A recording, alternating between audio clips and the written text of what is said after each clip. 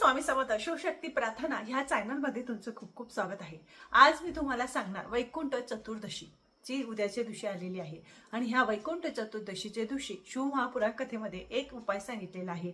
तो उपाय म्हणजे बघा, आता एखाद्या व्यक्तीवर कोणी तांत्रिक विद्या केलेली असेल, लक्ष्मी बांधलेली असेल किंवा त्याचं चांगलं होऊ नये याच्यासाठी काही विद्या केलेल्या असतात बघा, लक्ष्मी बाधित केलेली असेल किंवा नजरबाधा केलेला असेल, तर आपल्याला त्यासाठी हा एक उपाय करायचा आहे। अतिशय प्रभावशाली आहे आणि शिव महापुराण कथेमध्ये सांगितल्याप्रमाणेच आज मी तुम्हाला सांगणार आहे।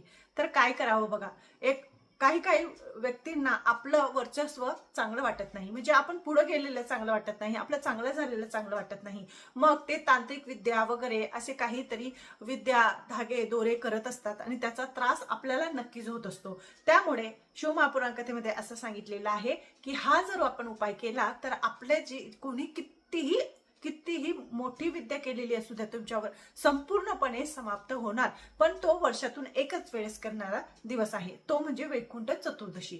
त्याच दिवशी हा उपाय केला जातो। तर उपाय करण्यासाठी तुम्हाला काय करायचं आहे, ह्या ज्या वस्तू आहेत त्या आपल्या घरातल्याच आहेत।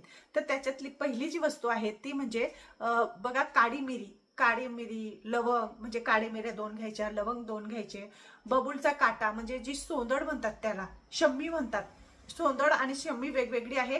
तर बबूलचा काटा, ते त्याच्यातला बबूलचा काटा नाही मिळाला तर आपल्या घरामध्ये जो गुलाब लावलेला असतो त्याचा काटा घ्यायचा, एक पंती घ्यायची मातीची आणि ते पंतीमध्ये त्या सगळ्या वस्तू ठेवायच्या आणि संध्याकाळच्या वेळेस म्हणजे प्रदोष काळामध्ये ही जी ज्या व्यक्तीवर केलेलं असेल, लक्ष्मी बाधित केलेले असेल, तंत्रमंत्र केलेले असतील, सारखा आजारीपणा पडला असेल किंवा सारखं त्याच्यावर आजारपण येत असतील, तर त्याने काय करायचं आहे, त्याच्या अंगावरून उतरवायचा आहे तो दिवा, म्हणजे ते त्याच्यात सामग्री ठेवून तो उतरवायचा आहे आणि तो पेटवायचा आहे।